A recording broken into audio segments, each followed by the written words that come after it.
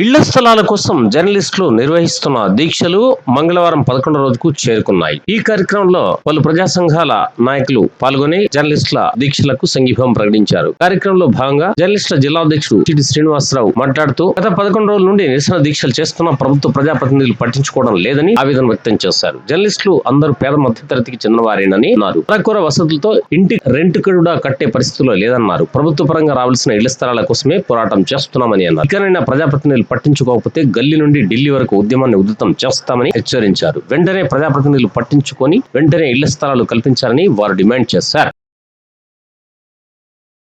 పరిష్కారమే ధ్యేయంగా పార్టీకే వృత్తిలోకి వచ్చిన మా జర్నలిస్టులు మాకు రాజ్యాంగబద్ధంగా రావాల్సిన హక్కుల కోసం గత 30 ఏళ్లుగా పోరాటం చేస్తున్న మా పట్ల అటు పాలకులు ఇటు అధికారులు కనికరం చూపకపోవడంతో మా సొంతింటి కల నెరవేరుతుందా లేదా ఇంకెన్నాళ్ళు వేచి చూడడం, ఇక తాడో పేడో తేల్చుకుందాం, ఇళ్ల స్థలాల సాధనే ధ్యేయంగా మనం ఉద్యమ బాట పడదామని చెప్పి పాత్రికేయ లోకమంతా ఒక నిర్ణయానికి వచ్చి గత 15 రోజులుగా ఆందోళన బాట పట్టాం. 4-5 రోజులు వివిధ రూపాల్లో కార్యక్రమాలు నిర్వహించి గత 11 రోజులుగా స్థానిక ఆర్టీఓ చౌరస్తాలో నిరసన దీక్ష శిబిరం ఏర్పాటు చేసుకున్నాం. రోజుకో రీతిగా ఉద్యమాలు చేస్తూ ముందుకు సాగుతున్న మేము ఈరోజు ప్రభుత్వ వైఖరిని నిరసిస్తూ ప్రజాప్రతినిధుల నిర్లక్ష్యాన్ని తప్పుపడుతూ ఈరోజు మోకాళ్ళ మీద నిల్చొని నిరసన వ్యక్తం చేయడంతో మోకాళ్ళ మీద కూర్చొని నిరసన వ్యక్తం చేయడంతో పాటు మా చెవిలో గత 30 ఏళ్ళుగా ఇక ఇస్తాం, రేపిస్తాం, మాపిస్తామంటూ మా చెవిలో పువ్వులు పెడుతున్న ఈ నేతలు, ఈ ప్రభుత్వం, ఈ అధికారులకు కనువిప్పు కలగాలని మేమే చెవిలో పువ్వులు పెట్టుకొని ఈరోజు నిరసన తెలియజేస్తున్నాం. అలాగే మా బతుకులు దుర్భరమైపోయినాయి, మా పరిస్థితి మీకు పట్టట్లేదా? గత 11 రోజులుగా మేము ఈ దీక్షా శిబిరంలో కూర్చొని గొంతెత్తి మిమ్మల్ని వేడుకుంటున్నా మా పట్ల మీకు జాలి కలగడం లేదు, దయ కలగడం లేదు. అయ్యా, మేమేం పాపం చేసినాం, మా పరిస్థితి మీరు అర్థం చేసుకోరా? ఇంకెన్నాళ్ళు మేం చేస్తేనే కదా మీరు రాజకీయ నాయకులైంది, మేం చేస్తేనే కదా మీరు చేసే కార్యక్రమాలను ప్రపంచానికి తెలియపరుస్తున్నాయి. మరి ఎందుకు మా మీద ఇంత నిర్దయ మీకు? అయ్యా, మీరు ఇప్పటికైనా మా పరిస్థితి అర్థం చేసుకోండి. మా పరిస్థితిని మేము ఎంతోమంది మాకు ప్రజా సంఘాలు కానీ, కుల సంఘాలు కానీ, మేధావులు, వివిధ రైతు సంఘం నేతలు, వాళ్ళ రైతు సంఘం నేతలు నిన్న వచ్చి మీరంతా మా రైతు బిడ్డలు, మా అన్నదమ్ముల కొడుకులు, మీకే కష్టం వస్తే మరి పరిస్థితి ఏంది, మీకు మేము వెన్నంటూ ఉంటామంటూ ఆ రైతన్నలు నిన్న వచ్చి మాకు సంఘీభావం తెలిపారు. చేపట్టడం జరిగింది. నేటికి నిరసన దీక్ష చేపట్టి 11 రోజులు అవుతుంది. నిరసన దీక్షలో భాగంగా నిన్న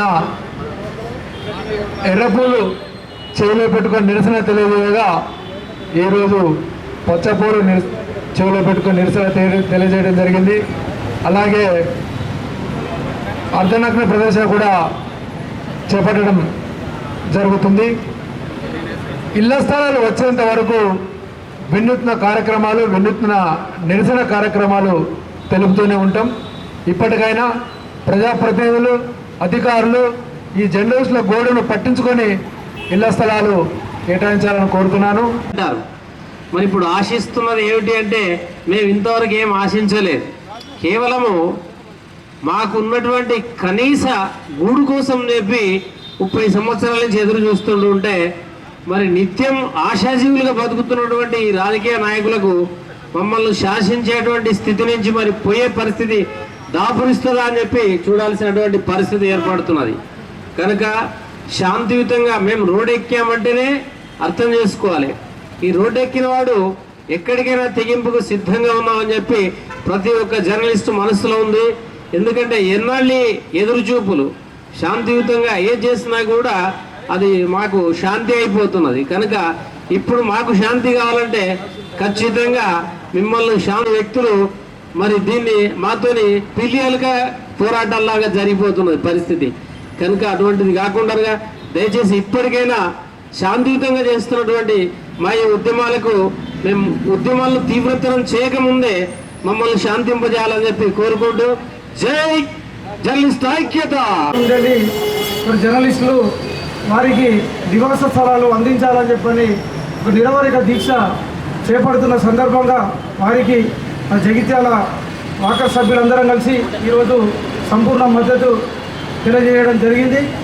వారు ఎన్నో సమస్యలతోని ఎన్నో కష్ట సుఖాలు అనుభవించుకుంటూ ఒక ప్రభుత్వానికి ప్రజలకు మధ్యగా ఒక వారధిగా ఉండి ప్రజా సమస్యలను ప్రభుత్వానికి తెలియజేస్తూ ప్రభుత్వం అందిస్తున్న సంక్షేమ పథకాలను ప్రజలకు తెలియజేస్తున్నటువంటి వారికి చాలామంది ఇలా దీక్ష శిబిరంలో ఉన్నటువంటి వాళ్ళందరూ కూడా పేద నిరుపేదలే అని చెప్పని మన నాయకులు గ్రహించాలని చెప్పని ఈ సందర్భంగా తెలియజేస్తూ వారికి ఎన్నో సంవత్సరాల నుంచి వెళ్ళి ఇళ్ల స్థలాల ఆశ చూపి ఇళ్ల స్థలాలు ఇప్పుడు ఇస్తాము అప్పుడు ఇస్తామని చెప్పని ఎన్నికల సమయం లోపల 50 రోడ్లు అయితే ఏ విధంగా అయితే వాడుకుంటున్నారో ఈ యొక్క జర్నలిస్టులను కూడా మన నాయకులు అదే విధంగా వాడుకుంటున్నారని చెప్పని నేను సభాముఖంగా మీ అందరి ముందు తెలియజేస్తున్నాను.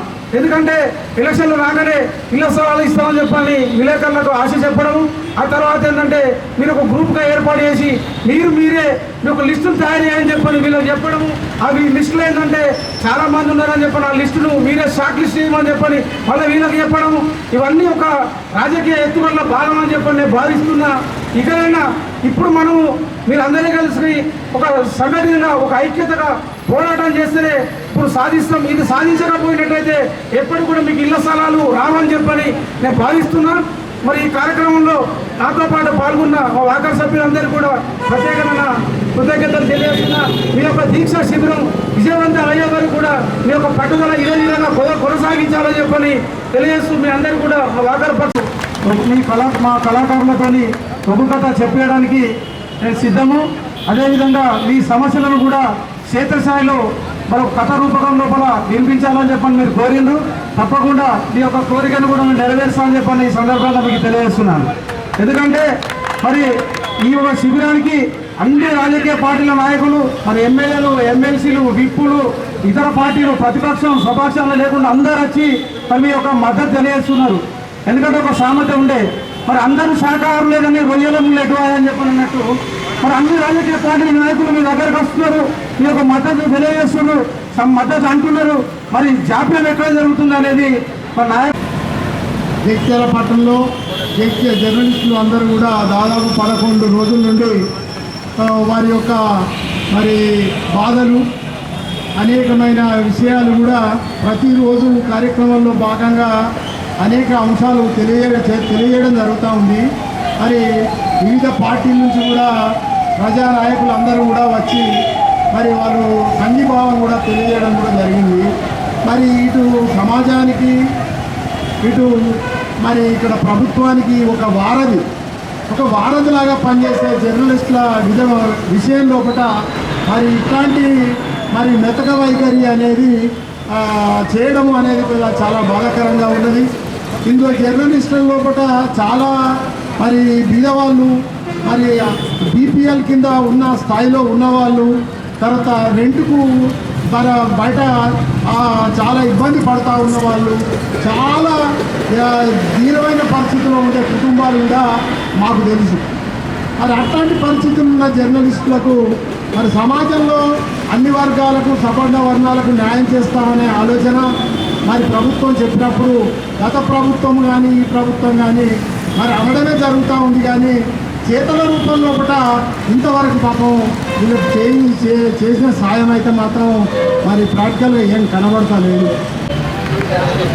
నిరవధిక నిరసనకు ఈపూర్ మండలం నుంచి ఈరోజు మద్దతు తెలపడానికి వచ్చుకుంటున్నాం. న్యాయమైనటువంటి కోరిక, ఖచ్చితంగా జర్నలిస్టులకు ఇళ్ల స్థలాలు ఇవ్వాలి. ఇచ్చే వరకు మేము కూడా మా మండలం తరఫున ఖచ్చితంగా మద్దతు తెలుపుతూనే ఉంటాం. ఖచ్చితంగా ఇవ్వాలని మేము డిమాండ్ చేస్తున్నాం. పాత్రికేయ సోదరులు నిర్వహిస్తున్నటువంటి నిరవధిక సమ్మెకు మద్దతు తెలపడానికై జిల్లా మున్నూరు కాపు సంఘం నూతన కార్యవర్గం అంతా ఈరోజు వచ్చి వారికి సంఘీభావం తెలపడం జరుగుతుంది. వాస్తవంగా ప్రభుత్వం మేనిఫెస్టోలో కూడా జర్నలిస్టులకు ఇళ్ల పట్టాలు ఇస్తామని చెప్పి ప్రకటించడం జరిగింది. వాళ్ళు ప్రకటన చేసిన దాని ప్రకారమే జర్నలిస్టులకు అర్హులైన ప్రతి జర్నలిస్టు సోదరునికి ఇళ్ళ జాగా పట్టా ఇవ్వాలని, ఒకవేళ ఆర్థికంగా బాగా లేని వాళ్లకు ఇల్లు కూడా నిర్మాణం చేసి ఇవ్వాలని చెప్పి ఈ సందర్భంగా మా మున్నూరు కాపు సంఘం తరఫున నేను డిమాండ్ చేస్తూ ఉన్నాను. విలేకరులు, జర్నలిస్టులు, పాత్రికేయులు అందరూ కలిసి ఇళ్ల స్థలాలు కేటాయించాలని న్యాయమైన కోరిక కోరుతున్నారు. ముఖ్యంగా ఏంటంటే గత ప్రభుత్వంలో తెలంగాణ ఏర్పడిన ప్రభుత్వం కాదు, తెలంగాణ ఉద్యమం స్టార్ట్ అయింది. తెలంగాణ ఉద్యమంలో మొదటి పాత్ర పోషించినటువంటి పాత్రికేయులు, తెలంగాణ రావడానికి ముఖ్య పాత్ర పోషించినటువంటి మిత్రులు ఈ పాత్రికేయులేని ఈ సందర్భంగా చెప్పక తప్పదు. తెలంగాణ సాధించుకున్న తర్వాత, తెలంగాణ వచ్చిన తర్వాత బంగారు తెలంగాణ వచ్చింది, బంగారు తెలంగాణలో బతుకులు మారుతాయి అనుకుని అందరికీ ప్రజలకు తెలంగాణ వస్తే మన బతుకులు మారుతాయని ప్రచారం చేసి ప్రజలలో తీసుకుపోయి గ్రామాల ఉద్యమాన్ని, తెలంగాణ ఉద్యమాన్ని నేర్పినటువంటి పాత్రికేయులపై అన్యాయం జరిగింది. ఇక్కడ తెలంగాణ వచ్చి 10 సంవత్సరాలు అయినప్పటికీ కూడా కనీసం వారికి ఉండడానికి ఇళ్ల స్థలాలు కానీ ఇల్లు లేని పరిస్థితి. ఈ 10 ఏళ్ల కాలంలో తెలంగాణ తెచ్చుకున్న తర్వాత వాళ్ళకి ఇళ్ల స్థలాలు కేటాయించకపోవడం నిజంగా ఇది తెలంగాణలో ఉన్నటువంటి మన అందరం కూడా బాధపడవలసిన విషయం, సిగ్గుపడవలసిన విషయం అంటూ. మిత్రులు జర్నలిస్టులందరికీ మా జగిత్యాల జిల్లా క్రిస్టియన్ అసోసియేషన్ తరఫున నేను వారికి ప్రత్యేకమైన అభినందనలు తెలియజేస్తూ, దేశంలో ఏ మూలకు ఏ ఇన్సిడెంట్ జరిగినా, రాష్ట్రంలో ఏ మూలకు ఏ ఇన్సిడెంట్ జరిగినా క్షేత్ర స్థాయిలో ప్రజలకు సమాచారాన్ని అందించుట కొరకు రాత్రింబగళ్ళు ప్రయాసపడేటువంటి ఒక గొప్ప కార్యక్రమాన్ని చేసేటువంటి వారు జర్నలిస్టులు. ఈరోజు ఏ మూలకు ఏ సమాచారము, ఎక్కడ ఏ కార్యం జరుగుతున్నా అది మంచి కానీ చెడు కానీ, ప్రజలకు ఉపయోగపడే ఏ కార్యక్రమమైనా దానిని ప్రజల్లోకి తీసుకొని వచ్చి, ప్రభుత్వం దృష్టికి తీసుకొని వచ్చి ప్రయాసపడే, ప్రాణాలకు తెగించి మరి వాననక, వరదనక, బురదనక, చలిలో, ఎండలో సమాచారాన్ని సేకరించి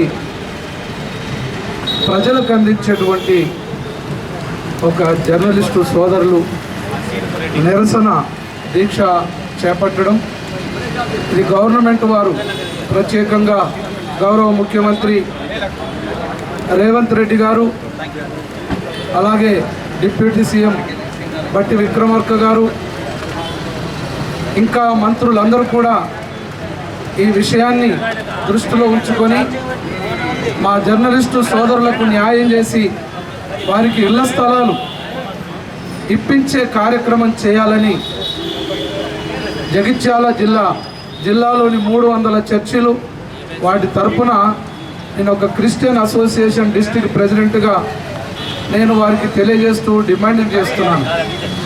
జరిగిస్తూ సహకరిస్తూ ఉండగా న్యాయంగా వారికి ఇళ్ల స్థలాలు కేటాయించే విషయంలో మరి ఎన్నో ప్రాంతాల్లో, ఎన్నో జిల్లాల్లో మరి ఎన్నో రకాల ప్రజలకు ఇళ్ల స్థలాలు కేటాయిస్తున్నటువంటి గవర్నమెంటు మా జర్నలిస్టు సోదరులకు ఇళ్ల స్థలాలు ఇవ్వడం అనేది న్యాయమైనది, న్యాయబద్ధమైనది. వారి యొక్క నిరసన అనేది మీరు దృష్టి సారించి వారికి ఇళ్ల స్థలాలు ఇవ్వాలని నేను గవర్నమెంట్ వారికి, ముఖ్యమంత్రి గారికి నేను విన్నవించుకుంటున్నాను.